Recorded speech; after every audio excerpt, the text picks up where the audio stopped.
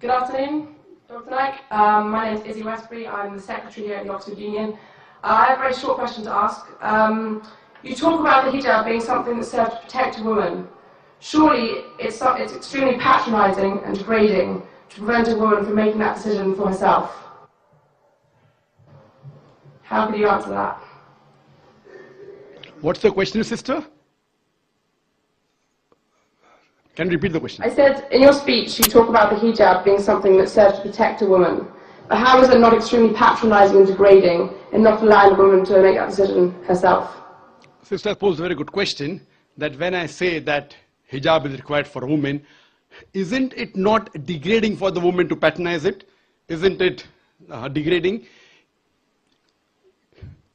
If you read the Quran and Islam has prescribed hijab.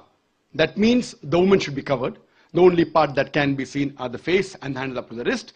This is for the modesty. And it is not only mentioned in the Quran, it is also mentioned in the Bible. If you read the Bible in the 1 Timothy, chapter number 2, verse number 9, it says that women should be dressed up with shamefacedness. They should be dressed up with sobriety and should not wear braided hair or of gold or pearls. It's further mentioned in the 1 Corinthians, chapter number 5, verse number 7 to 11. The woman that does not cover her head, then she dishonors her head.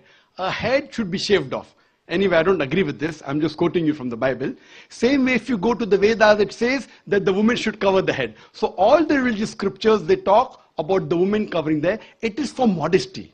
It is not to degrade the woman. And if you analyze, there was an allegation made against me, saying that Dr. Zakir Naik says that that if they don't wear hijab, that if you wear Western clothes, there are chances the woman will be raped.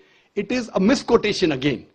What I said, that if women wear revealing clothes, they have more chances of being raped. What I was doing, the same newspaper, Sunday Times, which spoke against me, 1 year before, on the March of 9th, 2009, Sunday Times carried an article.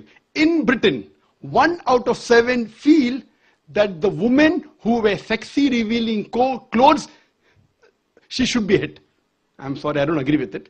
This is the statistics that was given in the Sunday Times on the 9th of March 2009, that in Britain, 1 out of 7 Britishers believe that the women who wear revealing and sexy clothes should be hit. I disagree with this. Furthermore, one more article came in 2005. In the same newspaper, Sunday Times, it said that 26% of the Britishers, they feel that wearing revealing clothes is partially or totally responsible for the rape.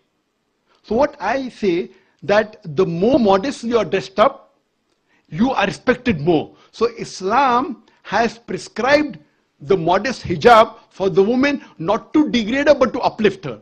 I do agree there may be cultural differences. Islam cannot force anyone to adopt it. There are cultural differences. For example, I'll give you an example. That some societies, what they feel, that even looking at a woman is immodest. Some societies feel looking is no problem, but touching a woman is immodest. Some of the society feels shaking hand is no problem. Some societies feel kissing no problem. Some societies feel doing anything as long as both agree is no problem. Different societies and different cultures have got different rules and regulations. When I went to America, while I was giving a talk, one of the Americans told me, "You Eastern women, you're immodest." I was shocked. So I said, "Why do you call Eastern women immodest?" He told me, "You Eastern women, you expose your belly." So in America and Western country, exposing belly is immodesty. In India, exposing belly is not immodesty, wearing shorts is immodesty. So what I've realized, sister, there's different culture, there's different system. Islam cannot force anyone to adopt.